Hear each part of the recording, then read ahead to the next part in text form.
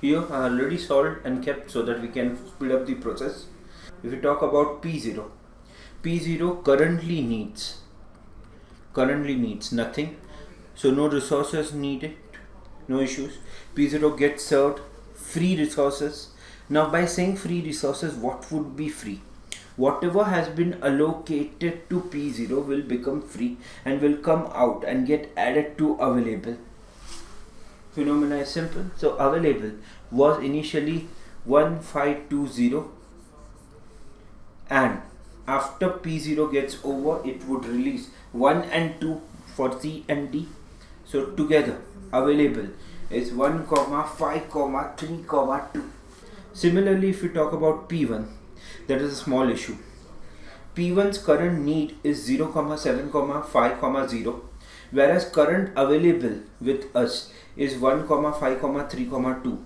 It is lagging on both the fronts, so we would tend to reject this request.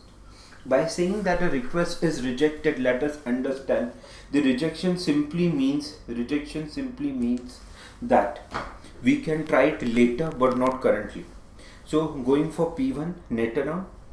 Now if we say P1 needs 1, 0, 2, which can be understood from the need matrix again, and available is 1, 5, 3, 2, so can be served.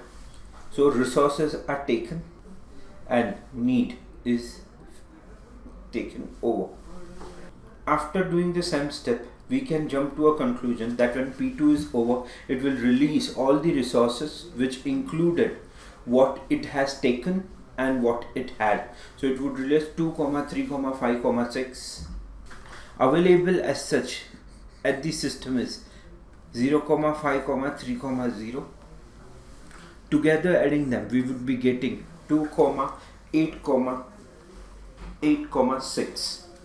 So now going to the next.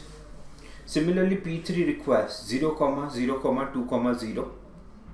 Under that scenario, what we are available with is 2, 8, 8, 6. So can be served. So taking resources. After taking resources, left is 2, 8, 6, 0.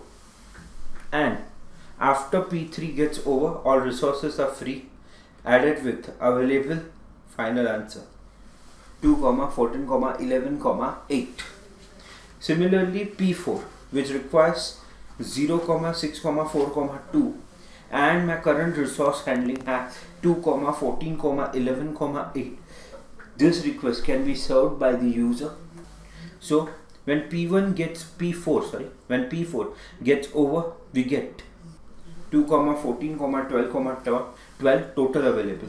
Now we should go back to the earlier one because we had left P1, which was not getting satisfied at that time. So going with that, when we talk about working with P1, current P1 need is 0, 7, 5, 0, and available is 2, 14, 12, can be served. P1 is served, and when run out, what we get as the and run out whenever we get final resource as 3, 14, 12.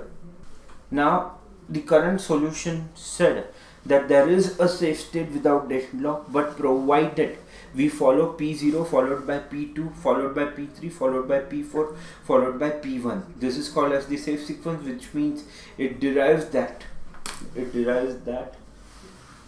the sequence P0 from P2 to P3 to P4 P1 can only lead to safe state without having any deadlock. As an end result, this request is accepted and further processed.